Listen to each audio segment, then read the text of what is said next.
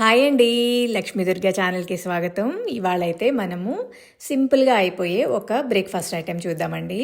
ఎప్పుడు ఇడ్లీ దోశ ఇవి కాకుండా మనం కొత్తగా చేసుకోవడానికి, పిల్లలు కొంచెం బాగా ఇష్టపడడానికి ఇలాంటి వెరైటీస్ చేస్తే బాగుంటుంది.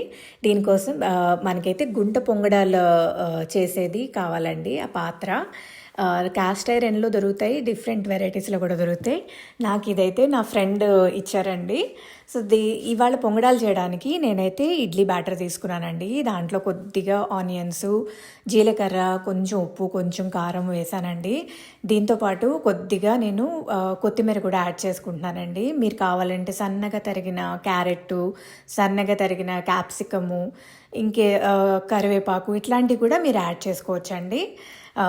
ఏది చేసినా కూడా సన్నగా తరుక్కొని వేసుకోండి, బాగుంటుంది. లేకపోతే ముక్కలు ముక్కలుగా ఉండి మళ్ళీ పిల్లలు తొందరగా ఇష్టపడకపోవచ్చు, చూసుకొని చేసుకోండి. దీన్ని ఫస్ట్ అయితే ఆయిల్ వేసి గ్రీస్ చేసుకున్నానండి. మీరు కావాలంటే ఆయిల్ స్ప్రే కూడా వాడచ్చు, ఏది వాడినా బాగానే ఉంటుంది. నేనైతే ప్రస్తుతానికి సెస్మీ ఆయిల్ వాడుతున్నానండి. సో ఆయిల్ కొంచెం వేడైన తర్వాత మీరు స్పూన్ తీసుకొని ఒక్కొక్క గుంటలో కొద్ది కొద్దిగా పిండి వేసుకోవాలండి. వేసుకొని దాన్ని ఫ్రై అవ్వనివ్వాలి. నేనైతే ఫస్ట్ మధ్యలో వేసుకొని మిగతా వేసుకుంటాను. మీరు ఏ ఆర్డర్ కావాలంటే ఆ ఆర్డర్లో కూడా వేసుకోవచ్చు.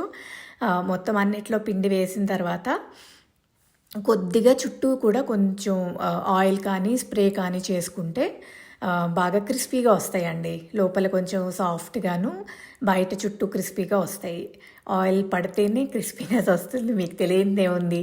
సో అలాగా కొంచెం ఆయిల్ వేసిన తర్వాత ఒక 2 నుంచి 3 మినిట్స్ దాకా కదపకుండా అలా ఉంచేయండి. మీడియం ఫ్లేమ్లో కుక్ చేసుకుంటానండి నేనైతే.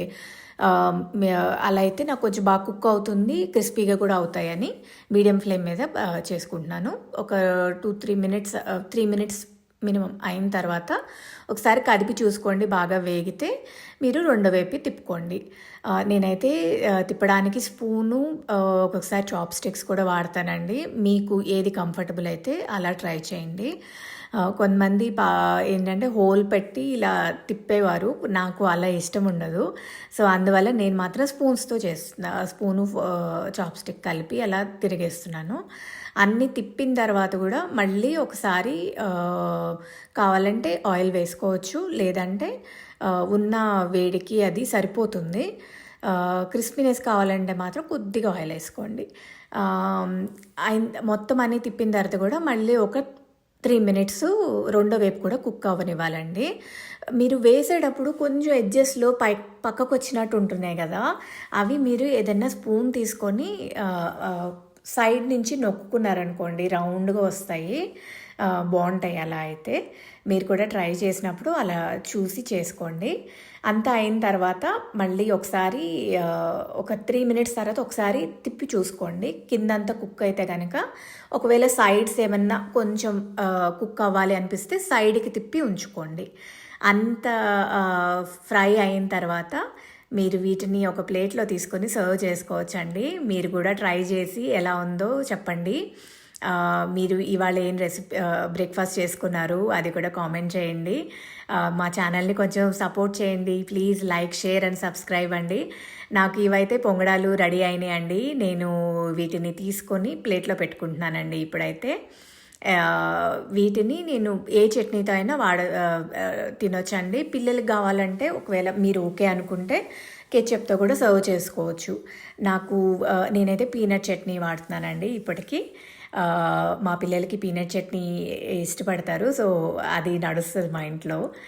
మీరు ఇంకా వేరే చట్నీస్ అయినా ట్రై చేయొచ్చు. ఇది కూడా మా పిల్లలు అయితే ఇదిగోండి ట్రై చేస్తున్నారు. ట్రై చేసి ఎలా ఉందో చెప్తామన్నారు. సో మీరు కూడా ట్రై చేసి ఎలా ఉందో కామెంట్ చేయండి. Thank you so much for watching అండి. Please like, share and subscribe our channel. Have a good rest of the day అండి. Thank you so much for watching. Bye.